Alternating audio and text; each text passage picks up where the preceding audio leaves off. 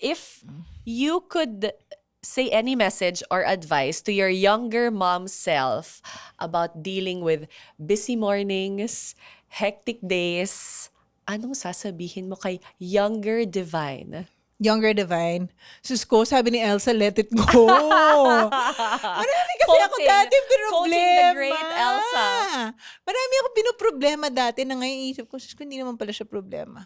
You know, before I would lose sleep kasi yung anak ko may kinain sa sahig.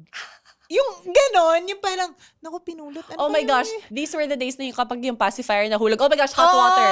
Sus ko, sterilize mo pa, diba?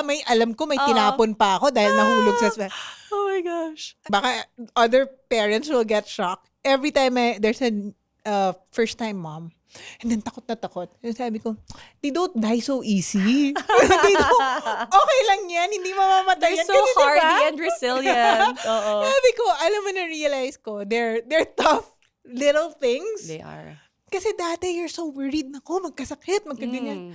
But no, they're tougher than us. Yun yung sasabihin ko na let it go talaga because I was worried about so many things that I feel like that robbed me of Yes. motherhood with Baz. Let it go. Hindi lahat perfect. Pero alam niyo yun, just accept, move on. 'Di ba?